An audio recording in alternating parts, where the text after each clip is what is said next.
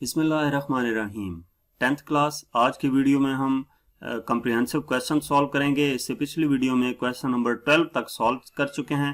Question number 13 है हमारे पास। How is electricity supplied to houses by electricity department. Electricity department घरों को इलेक्ट्रिसिटी कैसे सप्लाई करता है and how do we distribute it in our household circuits. और फिर घर में जो सर्किट्स होते हैं उन तक हम ये पावर सप्लाई कैसे इलेक्ट्रिसिटी जो है वो सप्लाई करते हैं। तो सबसे पहले हम electricity supply to houses by electricity department इसकी बात करते हैं। तो सबसे पहला पॉइंट जो है तो है जनरेशन का। इलेक्ट्रिसिटी जनरेट की जाती है। इलेक्ट्रिसिटी को कैसे जनरेट करते हैं? पावर प्लांट्स में डिफरेंट एनर्जी सोर्सेस का इस्तेमाल करते हुए, जैसे कि कोयला, नेचुरल गैस, हाइड्रो पावर होती है, न्यूक्लियर पावर है, सोलर पावर है, विंड पावर है। इनकी मदद से इलेक्ट्रिसिटी जनरेट की जाती है। और ये जो इलेक्ट्रिसिटी जनरेट होती है इसकी typical voltage almost 11 kilo volt to 33 kilo volt होती है। अब दूसरे नंबर पर इस वोल्टेज को स्टेप अप किया जाता है, यानी कि हाई किया जाता है। स्टेप अप करने के लिए स्टेप अप ट्रांसफार्मर यूज किया जाता है। वोल्टेज को इंक्रीज किया जाता है 132 किलो वोल्ट से 765 किलो वोल्ट तक, ठीक है, ताकि इस वोल्टेज को लॉन्ग डिस्टेंस पे ट्रांसमिट किया जा सके। अगर इसी वैल्यू को ट्रांसमिट कर दिया जाता तो काफी सारा लॉस हो जाता है, तो लॉन्ग वैल्यू पे ट्रांसमिट किया जाता है। अगर लॉस भी हो जाए तो वो भी ना होने के बराबर होता है। उसके बाद ट्रांसमिशन की बात की जाए तो हाई वोल्टेज इलेक्ट्रिसिटी ट्रांसमिट की जाती है लॉन्ग डिस्टेंसेस पे ट्रांसमिशन लाइंस की मदद से, ताकि एनर्जी लॉस को मिनिमाइज किया जा सके। फोर्थ स्टेप पे स्टेप डाउन ट्रांसफॉर्मेशन है, यानी कि रेजिडेंशियल एरिया जहां पे वो इलेक्ट्रिसिटी पहुंचानी होती है उधर लगा दिए जाते हैं स्टेप डाउन ट्रांसफार्मर, जो उस इलेक्ट्रिसिटी को दोबारा 11 किलो वोल्ट से 33 किलो वोल्ट तक कर देते हैं स्टेप डाउन। उसके बाद डिस्ट्रीब्यूशन की बात आती है तो इलेक्ट्रिसिटी को फर्दर स्टेप डाउन करते हैं 230 वोल्ट तक घरों के इस्तेमाल के लिए, और उसके बाद इसको घरों में डिस्ट्रीब्यूट कर दिया जाता है। आपने देखा होगा कि हर मोहल्ले के बाहर ट्रांसफार्मर लगे होते हैं खंभे पर, तो वो बेसिकली 230 वोल्ट में कन्वर्ट कर रहे होते हैं इलेक्ट्रिसिटी को। उसके बाद मीटरिंग की बात करें, each house is connected to the distribution line through an electric meter which measures the amount of electricity consumed. यानी कि वो जो इलेक्ट्रिसिटी कंज्यूम हो रही है घरों में उसको मेजर करने के लिए मीटरिंग सिस्टम भी लगाया गया होता है। इसके बाद जो क्वेश्चन का दूसरा हिस्सा है कि इलेक्ट्रिसिटी डिस्ट्रीब्यूट कैसे की जाती है हाउस होल्ड सर्किट्स में, तो सबसे पहले वो इलेक्ट्रिसिटी जो ट्रांसफार्मर से 230 वोल्ट में कन्वर्ट होने के बाद घरों को सप्लाई की गई थी वो मेन सप्लाई में दी जाती है। यानी कि इलेक्ट्रिसिटी इंटर होती है घर की वायरिंग में, जो मेन बॉक्स होता है मीटर से मेन बॉक्स में। सबसे पहले इलेक्ट्रिसिटी कहां जाती है? डायरेक्ट मीटर में। मीटर से तार कहां पे जाती है? मेन बॉक्स में। उसके बाद डिस्ट्रीब्यूशन बोर्ड लगाया जाता है MDB। अब इसमें क्या होता है? मेन स्विच होता है जो कंट्रोल करता है पावर सप्लाई को घर की, यानी कि मेन स्विच को हम ऑन कर दें तो घर की सारी इलेक्ट्रिसिटी ऑन रहेगी, और अगर हम ऑफ कर दें तो सब ऑफ हो जाएगा। उसके बाद सर्किट ब्रेकर लगाए जाते हैं। सर्किट ब्रेकर बेसिकली प्रोटेक्ट करते हैं इंडिविजुअल सर्किट्स को, यानी कि हर रूम का अलग एक सर्किट ब्रेकर लगा दिया जाए तो वो क्या करेगा? उस रूम की इलेक्ट्रिसिटी को प्रोटेक्ट करेगा। अगर वहां पे कोई शॉर्ट सर्किट या इस तरह का कोई भी ओवरलोड्स हो जाते हैं तो वो सिर्फ उस रूम की इलेक्ट्रिसिटी को कट ऑफ कर देगा, बाकी रूम्स ऑन रहेंगे। इसके बाद तीसरा है सर्किट। इलेक्ट्रिसिटी को डिस्ट्रीब्यूट किया जाता है डिफरेंट पार्ट्स में, और फिर वायरिंग की जाती है। वायरिंग में लाइव वायर, न्यूट्रल वायर और अर्थ वायर यूज की जाती है घरों में। लाइव वायर जो है वो कैरी करती है करंट को फ्रॉम सप्लाई टू अप्लायंस, यानी कि जिस डिवाइस तक, लेट्स सपोज पंखा लगा हुआ है तो करंट को कैरी करेगी सप्लाई से कहां तक? पंखे तक। न्यूट्रल वायर जो है वो कंप्लीट करती है सर्किट को, यानी कि वायर से फैन से दूसरी वायर सप्लाई तक वापस जाएगी जो क्या कर रही है? उस सर्किट को कंप्लीट कर रही है। उसके बाद अर्थ वायर लगाई जाती है जो सेफ्टी के लिए लगाई जाती है, इलेक्ट्रिक शॉक्स को प्रिवेंट करने के लिए लगाई जाती है। सॉकेट्स एंड स्विचेस लगाए जाते हैं 5वें नंबर पर। Sockets provide power to appliances while switches control the flow of electricity to lights and devices. Sockets क्या करते हैं? पावर प्रोवाइड करते हैं, जैसे हमने कोई भी मशीन लगानी है, लैपटॉप का चार्जर लगाना है तो वो पावर सॉकेट्स में लगाएंगे। इसके अलावा जो स्विच लगाए जाते हैं वो इलेक्ट्रिसिटी जो है जिनकी मदद लाइट्स हम ऑन ऑफ करने के लिए या फैन ऑन ऑफ करने के लिए या इस तरह की जो डिवाइसेस हैं उनको ऑन ऑफ करने के लिए हम प्रॉपर बटन लगाते हैं, स्विचेस लगाते हैं, ऑन ऑफ करके हम इलेक्ट्रिसिटी को ऑन जो ऑफ कर सकते हैं। इसके बाद सेफ्टी डिवाइसेस लगाई जाती हैं जैसे कि फ्यूजेस हैं, सर्किट ब्रेकर्स हैं, ये ओवर करंट को प्रोटेक्ट करते हैं। ये 6 वाला बेशक आप ना भी लिखें, कोई इशू नहीं है, यहां तक सॉकेट्स एंड स्विचेस यहां तक ये काफी है। अदरवाइज ओवर करंट सर्किट की ऊपर बात ऑलरेडी हो चुकी है। नेक्स्ट हमारे पास क्वेश्चन नंबर 14 है, what do you mean by terms short circuit and open circuit? What do you mean by live wire, neutral wire and earth wire in house hold circuit? के short circuit और open circuit में क्या difference है, और इसके बाद live wire, neutral wire और earth wire की बात की गई है। तो शॉर्ट सर्किट की बात करते हैं। शॉर्ट सर्किट कब होता है? Occurs when A live wire and neutral wire come into direct contact. Live wire और न्यूट्रल वायर दोनों जो हैं डायरेक्ट कांटेक्ट में आ जाएं तो उस केस में शॉर्ट सर्किट हो जाता है।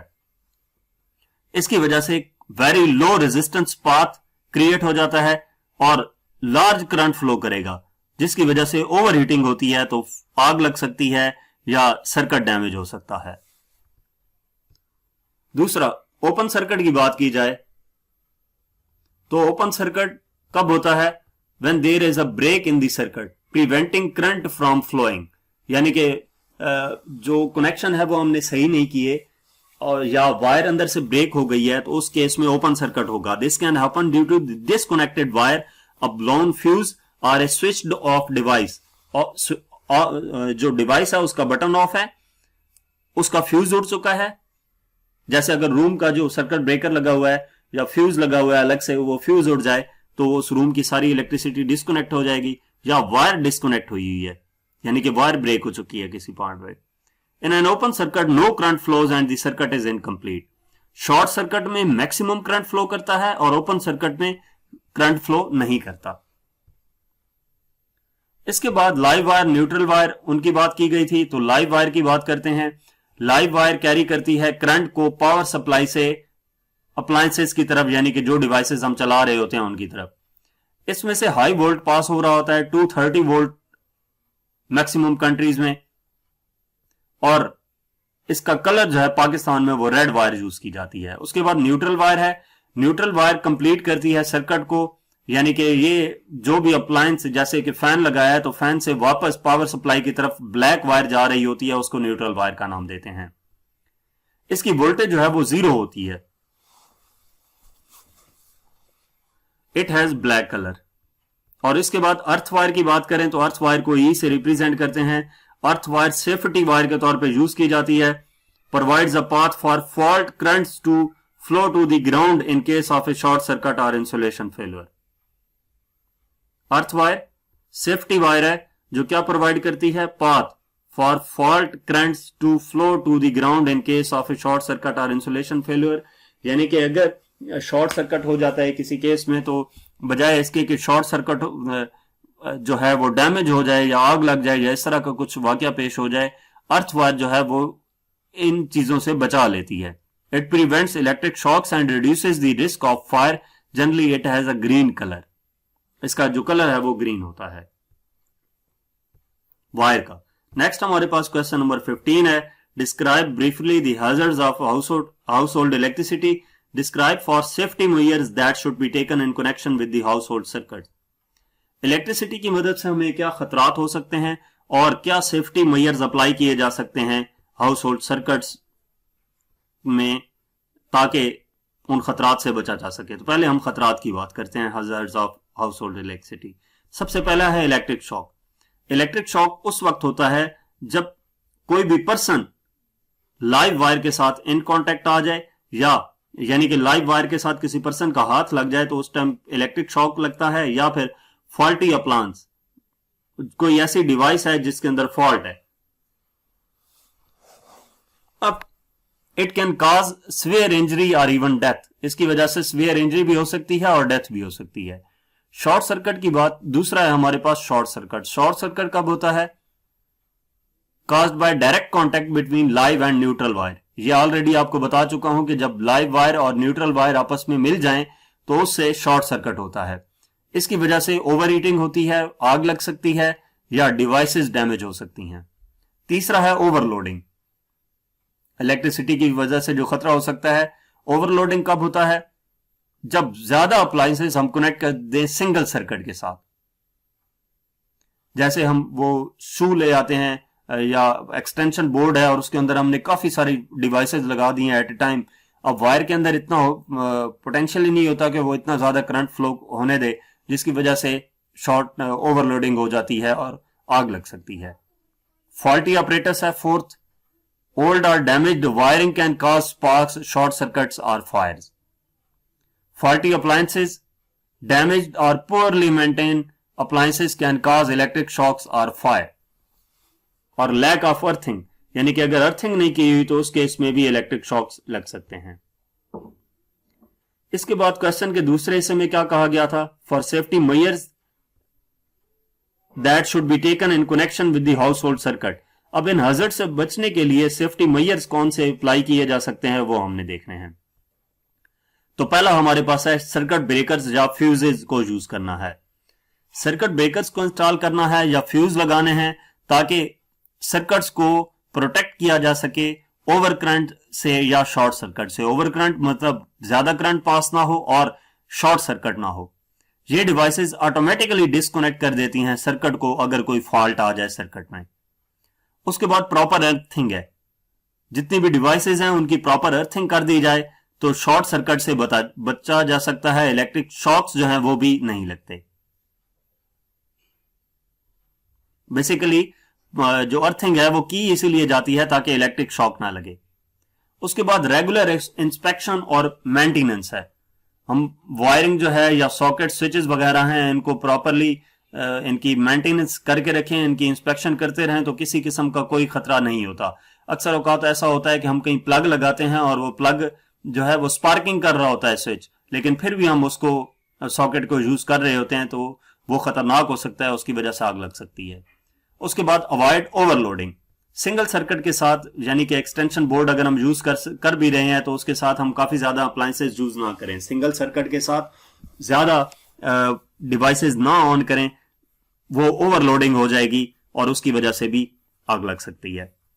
फिफ्थ है use correct wiring and components. Wiring अच्छी क्वालिटी की वायर यूज करनी है